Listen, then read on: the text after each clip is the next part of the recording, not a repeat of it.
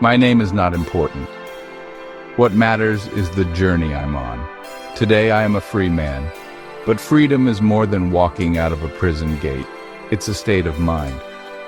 I've worn two uniforms, the proud uniform of a soldier and the rough uniform of a prisoner. Both shaped me, teaching hard lessons about discipline, shame, and consequence. I'm not a hero, just a man who's seen his worst and is searching for his best.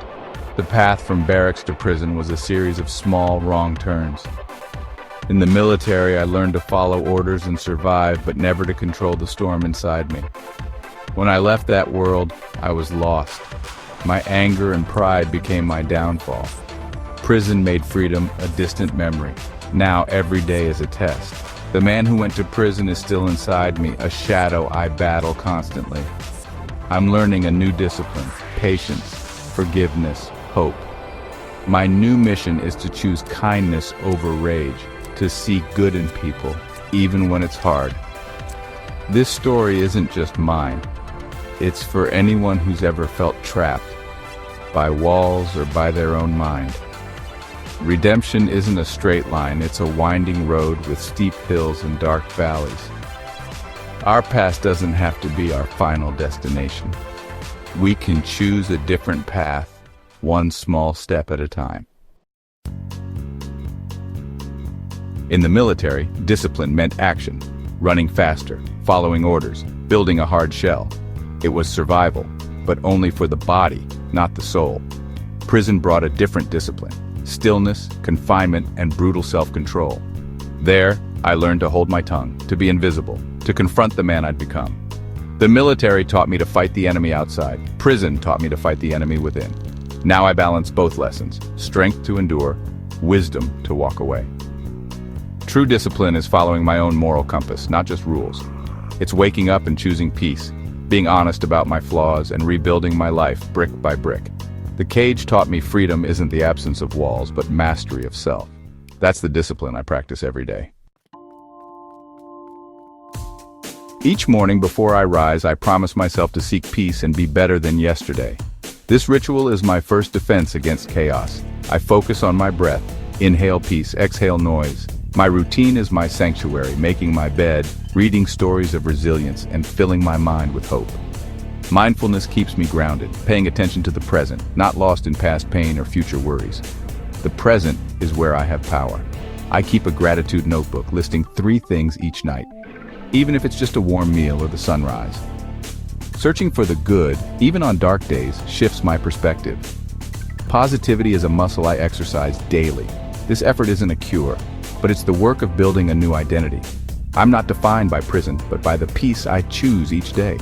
The struggle is real, but so is the progress. Every day I fight to be the man I want to become.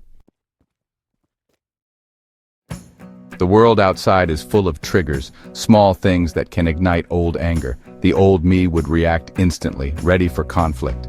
Now I pause, I breathe. In that space, I choose peace. I remind myself, is this worth my freedom? The answer is always no. Just last week, a man bumped my cart in the store. Instead of reacting, I took a breath and responded with kindness. I didn't win a fight, I kept my peace. These moments test me daily. Who am I now? Every peaceful choice strengthens the new man. It's not easy. Sometimes I walk away shaking. But true strength isn't about winning every battle. It's choosing which battles matter. The only battle worth fighting is for my own peace. Every day, I choose to walk through the fire without letting it burn me. That's how I know I'm changing. That's how I know I'm free.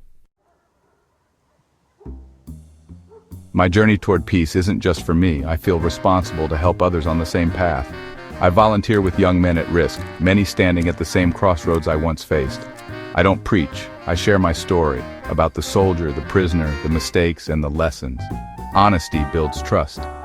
They see my scars and know I'm real. I teach them my daily tools.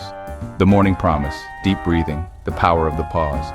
We talk about triggers and choosing response over reaction. I show them strength is about endurance and doing good, not just fighting. Service is powerful. Helping others shifts focus from our own problems. Small acts like cleaning a park plant seeds of purpose. This work is my redemption. Every young man I help heals a part of me. Not all listen, but I focus on those I can reach. By lifting others, I lift myself. That's how I pay my debt and give my pain meaning. Living a peaceful life is fragile, like carrying water across a shaking floor. Some days the weight of my past is heavy. Memories surface, and the ghost of who I was feels close. He whispers doubts that I can't change, that peace is a lie. Under pressure, money troubles, loneliness, bad news, the old habits resurface. I might snap, raise my voice, or retreat into anger. These moments feel like failures, tempting me to walk the old familiar road. Recently, bad news about a friend made me slip. Anger flared, patience cracked. But peace isn't a destination, it's a practice. The old me would let one bad day become a bad month.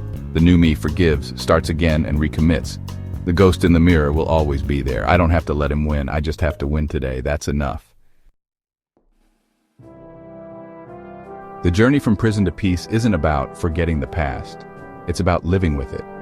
My past is no longer shame. It's strength and a reminder of the value of freedom. The path forward isn't perfection, but progress. One conscious choice at a time. Self-control is my greatest skill, not suppressing feelings, but understanding them. The pause between trigger and reaction is where freedom lies. Anyone can learn this. Just start with awareness and a breath.